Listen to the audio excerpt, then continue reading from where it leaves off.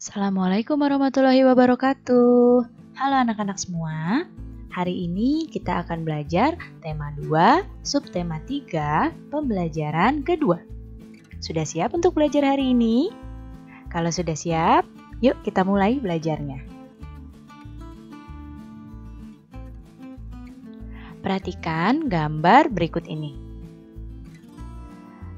Nah, gambar ini adalah gambar cuplikan dari buku cerita bergambar yang berjudul Todi dan Semut. Nah, inti cerita dari buku Todi dan Semut adalah mengisahkan tentang Todi yang gemar makan coklat dan kue-kue manis.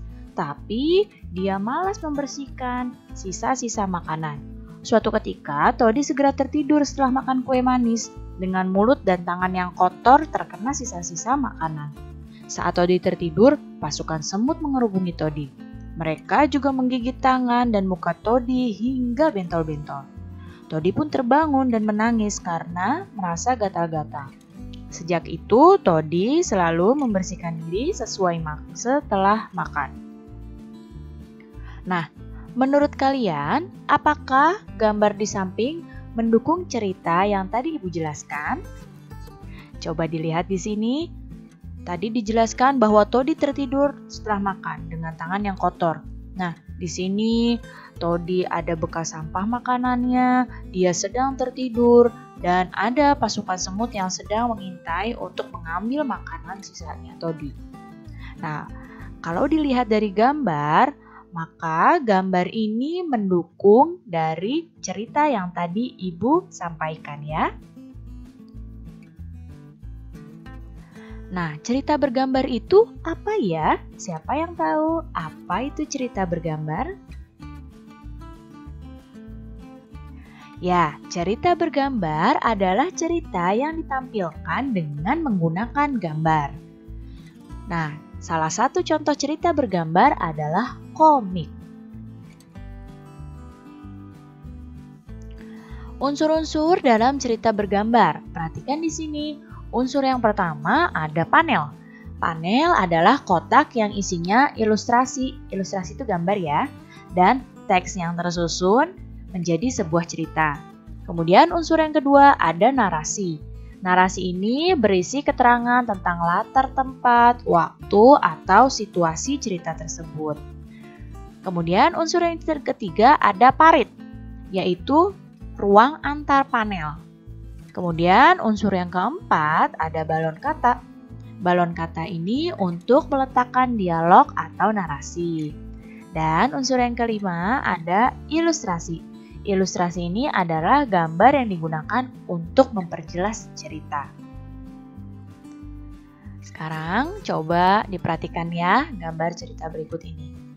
Nah, Ibu akan jelaskan unsur-unsur yang tadi sudah kita bahas. Nah, ini namanya ilustrasi. Gambar-gambar ini namanya ilustrasi, ya. Kemudian, nah, yang ini nih, yang lihat panahnya ya, ini namanya parit. Nih, lihat panahnya, ini parit.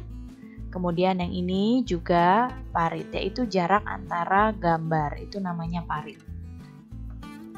Kemudian balon kata, sudah tahu ya, balon kata yang ini, balon yang dalamnya ada kata-katanya. Ya, ini balon katanya nih, yang Ibu tunjuk dengan gambar. Kemudian narasi. Nah, narasi adalah yang ini. Ini adalah penjelasan dari situasi yang ada gambar atau penjelasan latar tempat. Nah, ini ada narasi. Dan panel. Nah, panel ini yang ini nih, satu kotak ini namanya panel. Berarti di sini ada 4 panel.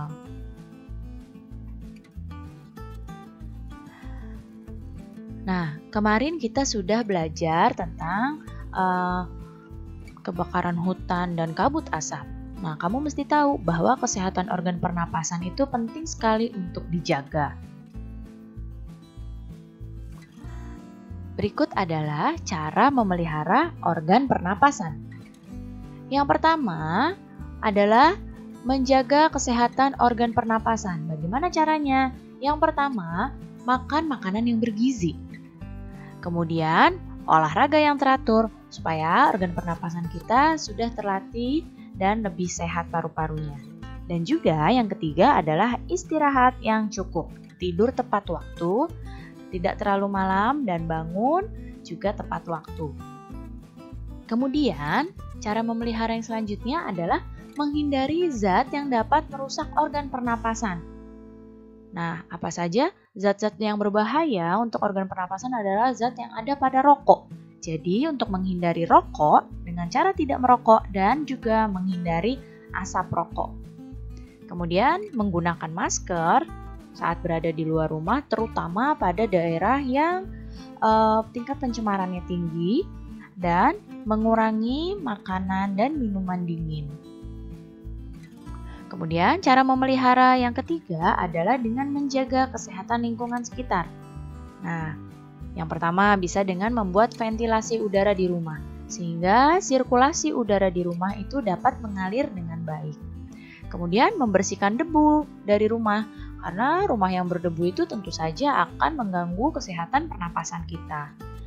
Kemudian, menanam tumbuhan agar udara lebih bersih. Sebagaimana yang kita tahu ya, tumbuhan itu menghasilkan zat oksigen yang bisa membuat udara menjadi lebih bersih. Dan juga mencegah ruangan lembab. Kenapa kita harus mencegah ruangan lembab? Karena bakteri dan virus itu akan mudah berkembang biak di ruangan yang lembab. Jadi kita harus mencegah ruangan supaya tidak lembab. Baik anak-anak, cukup sekian ya penjelasan Ibu kali ini. Mudah-mudahan kalian dapat paham dan mengerti. Terima kasih anak-anak semua. Sampai jumpa lagi. Wassalamualaikum warahmatullahi wabarakatuh.